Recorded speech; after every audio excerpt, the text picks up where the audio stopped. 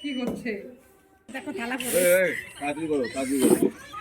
যত্ন হয়েছে, মেয়ে বাড়িস না কম হয়ে গেছে। থাল দেখে মনে হচ্ছে যত্ন হয়েছে ফুল ফুল। মিথ্যে কথা বললে কিন্তু রক্ষা নাই।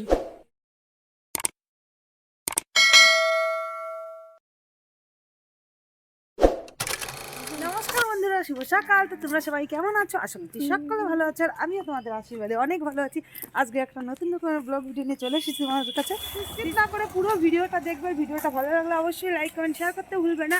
আর আমি আর সোনাই পুরো রেডি হয়ে কোথাও যাচ্ছি দেখে বুঝতে পারছো, টাইম একটু শর্ট ছিল, তাই আর কি আগে থেকে ব্লগটা স্টার্ট করতে পারিনি, তাই রাস্তায় বেরিয়েই ব্লগটা স্টার্ট করলাম। আর আমি আর সোনাক্ষী যাচ্ছি হচ্ছে মালদাতে যাচ্ছি। আমার মেয়ের ছেলের আজকে অন্নপ্রাশন, মানে মুখে ভাত, তো সেখানে যাচ্ছি। আর ঠান্ডার দিন, এখন ওই 11টার মতন বেজে গেছে, একটু লেট করে ফেলেছি। আরও একটু আগে যেতে পারলে হয়তো ভালো হতো, মানে বেরোতে পারলে, কিন্তু সেটা আর হয়ে ওঠেনি। কারণ হচ্ছে ঠান্ডার দিন বুঝতে পারছো, ঘুম থেকে উঠতেই লেট হয়ে গেছে। তারপরে স্নান ধান করে খাওয়া দাওয়া করে বেরোতে একটু লেট হয়ে গেল। আর এখন 11টার মতন বাজে। তো আমি আর সোনাক্ষী যাচ্ছি, ওখান থেকে বর্দি আসবে, আর মা যেতে পারলো না, তো আমি দাল্লা থেকেই যাচ্ছি। তো চলো ওখানে যাব, কি কি করব না করব, কি কি হচ্ছে না হচ্ছে সব কিছুই তোমাদের সঙ্গে শেয়ার করব। আমি যতদূর সম্ভব, মানে আমি পৌঁছাতে দেখা গেলো মুখে ভাতটাই দেওয়া হয়ে গেল, কিন্তু কিছু করার নেই। প্রচুর ঠান্ডা, এখনও কুয়াশা দেখতে পাচ্ছ, আমার আশেপাশে পুরো কুয়াশায় অন্ধকার হয়ে আছে। তো চলো পরে আর কথা হচ্ছে তোমাদের সঙ্গে। বন্ধুরা, বাজারে চলে এসেছি, আর এসে একটা টোটোও পেয়ে গেছি, টোটোতে বসে পড়েছি। আর দেখো 12 মাইলে পৌঁছেও গিয়েছি। টোটোতে এসে না আজকে বেশি টাইম বসতে হয়নি, তাড়াতাড়ি করেই টোটোওয়ালাটা আর কি গাড়ি ছেড়ে দিয়েছিল। আর সোনাই আর আমি দুজনেই ছিলাম, তো আমাদেরকেই নিয়ে চলে এসেছিলো। আর 11 মাইল দাঁড়িয়ে ওয়েট করছিলাম বাসের, যে কখন বাস আসবে, বাসে উঠবো। আর প্রচুর পরিমাণে আজকে ঠান্ডাতে তো একদম জমে যাচ্ছি এরকম মনে হচ্ছে।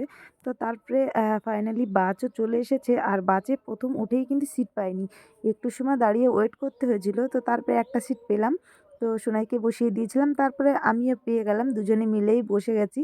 আর তারপরে সোনাই দেখছি একদম ঘুমিয়ে পড়ে যাচ্ছে, তখন বললাম বাবা আমার এখানে শুয়ে পড়। তো এখন ঘুমাচ্ছে, আর আমি ভাবলাম এই মুহূর্তটা তোমাদের সঙ্গে শেয়ার করি। তো তারপরে দেখো এই যে সদরঘাট পৌঁছে গেছি, মানে মালদা সদরঘাট। দিদিটার বাড়িও, মেজো মাসির বাড়িও মালদা সদরঘাট, আর দিদির বিয়ে হয়েছে মালদা সদরঘাটেই।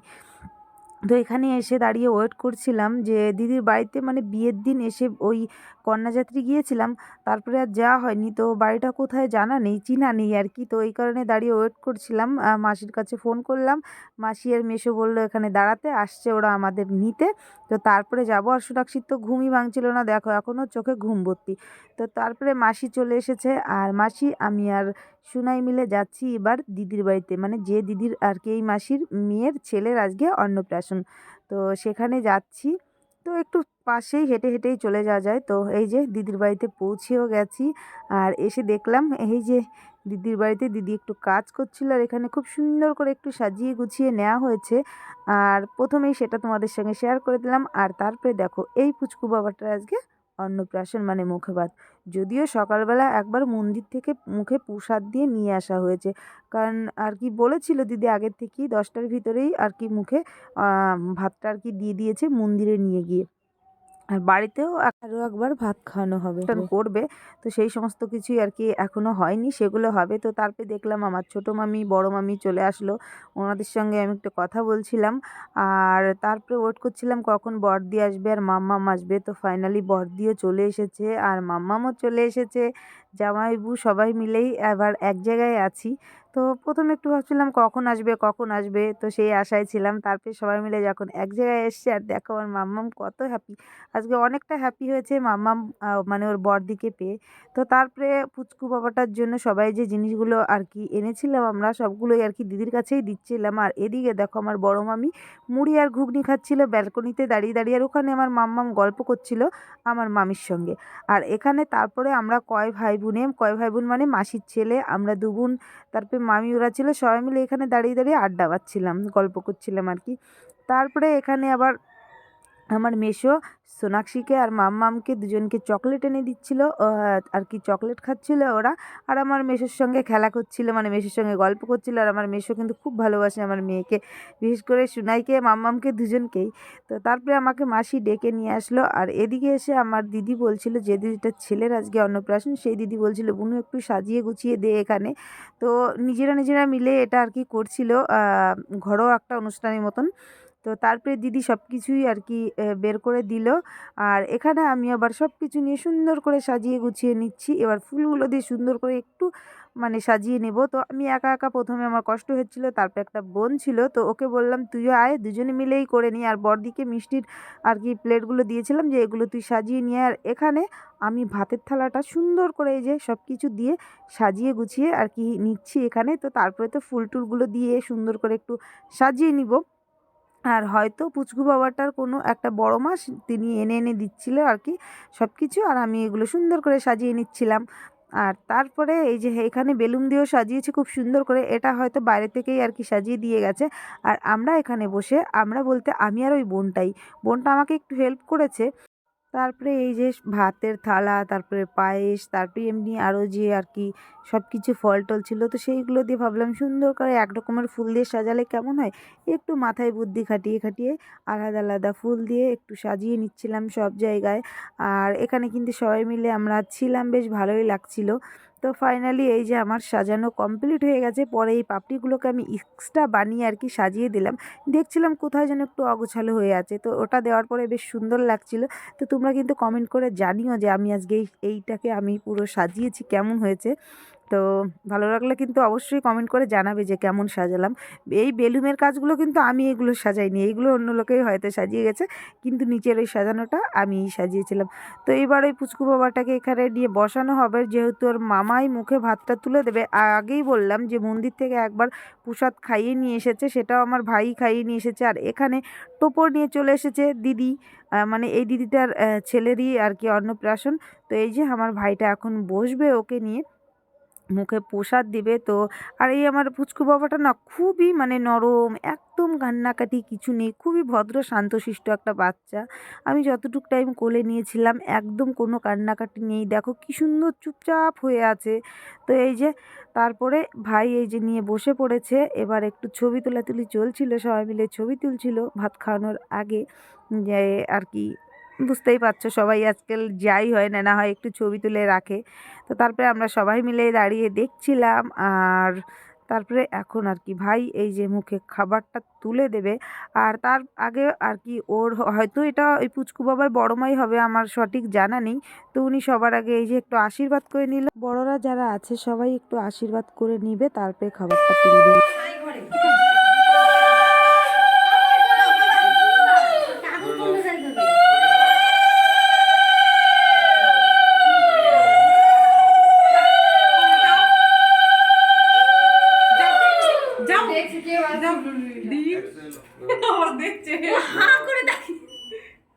কি করছে? ঠিকই করছে। হ্যাঁ হ্যাঁ, খাও খাও। একটা মাছ ও ভয় পেয়ে যাচ্ছে। একটু তো মেখে নি। একটু হাতে এমনি হাতে হ্যাঁ। একটু ডাল দে মা। একটু ভাজা নে, একটু ভাজা, একটু আলু ভাজা নে, ওই ভাজা নে, ওইগুলো সব এই যে নে। একটু এখান থেকে নে। মাছ না না না, মাছ না, ও মাছটা শুধু দেখানোর জন্য। ছোয়া আশীর্বাদে ছোয়া গালে দিছি। চালিয়ে নিয়েছে। চাচ্ছে। দেখো আগেই তোমাদের আমি বললাম এত শান্তশিষ্ট একটা বাচ্চা, অন্য কোনো বাচ্চা হলে অনেকটা টাইম, বেশ খানিকটা টাইম ধরে বসেছিল, কান্নাকাটি করতো, ও কিন্তু একদমই কান্নাকাটি করছিল না, চুপচাপ সব রিচুয়ালগুলো পূর্ণ করছিল। তো তারপরে হয়তো ওর ঠাকুরদাদাই হবে ওটা, তো উনিও একটু প্রসাদ মুখে দিল। আর এখানে তারপরে ওই দিদি, আমি, আমার বড়দি সবাই মিলে একটু ছবি তোলাতুলি করছিলাম। আর কিছু একটা বলছিলাম হয়তো, আমার সেটা খেয়াল নেই।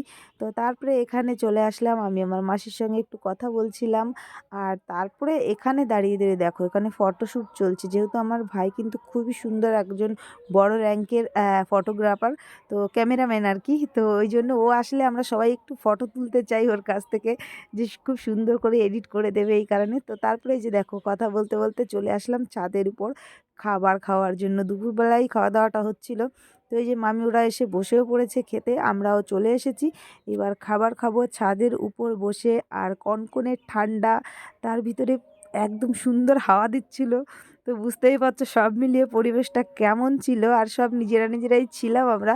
তো সবার আগেই আর কি পাতে পড়ে গেল লেবু, তারপরে এই যে গরম গরম বেগুনি, আর এটা হচ্ছে খুব প্রিয় একটা খাবার মাম্মামের আর সোনাক্ষীর, শুধু ওদের বললে ভুল হবে, এটা আমাদেরও প্রিয় খাবার এই বেগুনিটা। তো তারপরে ডাল, বাঁধাকপির তরকারি, সব কিছুই আস্তে আস্তে পাতে পড়ছে।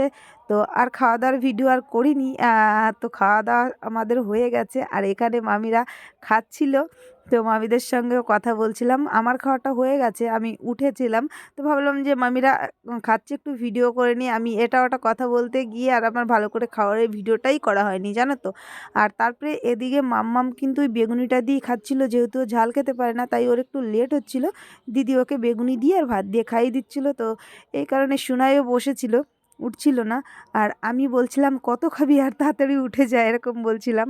আর তারপরে খাওয়া দাওয়া কমপ্লিট, আর আজকে কিন্তু আমার বড়দিকে খুব কিউট লাগছে দেখতে, তাই না? খুবই সুন্দর লাগছে। তো ফাইনালি এই যে বাড়িতে চলে যাওয়ার আর কি পালা শুরু হয়ে গেছে। আর এদিকে 4:30 পৌনে 5টার মতন বেজে গেছে। বাড়িতে যদিও যাব না আজকে, মালদাতেই বড়দির বাড়িতে যাব। তো দিদি মাসি ওদের বলতে এসেছিলাম, আর এদিকে তারপরে ভাইকে বলছিলাম। ভাই তো আমাকে দিন ভরে মুটু মুটু করে খেপাচ্ছে, যেহেতু ও অনেকটা মুটু ছিল, এখন খুব সুন্দর ফিগার হয়ে গেছে। আমি ওটাই বলছিলাম 6 প্যাক হয়ে গেছে তোর। তো এই যে তারপরে ভাইয়ের সঙ্গে কথা বলে, ভাই একটু আগাতেও এসেছিলো, দেখে বুঝতেই পারছো। তো টাটা বাই বাই করে দিল। আর এবার আমরা এই যে বড়দির বাড়ি যাওয়ার জন্য বেরিয়ে পড়েছি। আর ওদিকে জামাইবু দিদি স্কুটি নিয়ে এসেছিলো আসার সময়, তো স্কুটিতে করে সোনাক্ষী আর মাম্মামকে পাঠিয়ে দিয়েছি, আর আমি আর দিদি টোটো করে যাচ্ছি এবার বড়দির বাড়িতে। তো এবার চলেও এসেছি, এবার দিদির ঘরে যাচ্ছি। আর ঠান্ডা কিন্তু আজকে প্রচুর পরিমাণে, বুঝতে পারছি না এত ঠান্ডায় কী করব। আর এসেই তো আমি যে দেখো একদম বিছনায় শুয়ে পড়েছি। তারপরে দিদি জামা কাপড় চেঞ্জ করে, আর একদম সন্ধ্যা লেগে গেছে, তো ঠাকুরকে আর কি সন্ধ্যা দেখাচ্ছিল ঘরের ভিতরে ঘুরে ঘুরে। আর জামাইবুতে দিকে ফোনে ব্যস্ত ছিল, আর আমি তো লেপের মধ্যে পা ঢুকিয়ে একদম বসে আছি। আর এদিকে তারপর হচ্ছে জয়নগরের মহা, এটা তো ফেমাস কথা সবাই জানো। তো এটা জামাইবু এনে খেলো, আর আমাকে দিল। জামাইবুর কোনো বন্ধু হয়তো গিয়েছিল, সে এনে দিয়েছিল। তো লাস্ট একটা বেঁচে ছিল, আর এটা আমার ভাগ্যেই ছিল, তাই আমি বসে বসে খাচ্ছিলাম। খুব ভালো ছিল জয়নগরের মহা বলে কথা, এটা তো স্বাদই আলাদা হয়। ওদিকে দেখো এক গাদা খাবার খেয়ে আসলাম, এসেই আবার জয়নগরের মোয়া খাচ্ছি। আমি কি রোগা হব তোমাদের মনে হয়? এত খাবার দাবার খেলে তো এ জীবনে আর রোগা হব না। তো যাই হোক, আর এখানে আমার মাম্মা মা সোনাই শুয়ে শুয়ে অনেক গল্প করছে। বেশ কয়েকদিন পরে দিদির সঙ্গে দেখা হয়েছে, তো দু বোনের তো কত গল্প জমে আছে, দু বোনে সেই গল্পগুলো করছিল। তো যাই হোক, ভিডিওটা আজকের মতো এখানেই শেষ করছি। ভালো লাগলে অবশ্যই একটা লাইক করে দিও, কমেন্ট করে বন্ধুদের সঙ্গে শেয়ার করে দিও, আমার চ্যানেলটিকে অবশ্যই সাবস্ক্রাইব করে দিও, পাশে থাকা বেল আইকনটা প্রেস করে দিও, যাতে সবার আগে আমার ভিডিওর নোটিফিকেশন তোমাদের কাছে পৌঁছে যায়। দেখা হচ্ছে নতুন ভিডিও।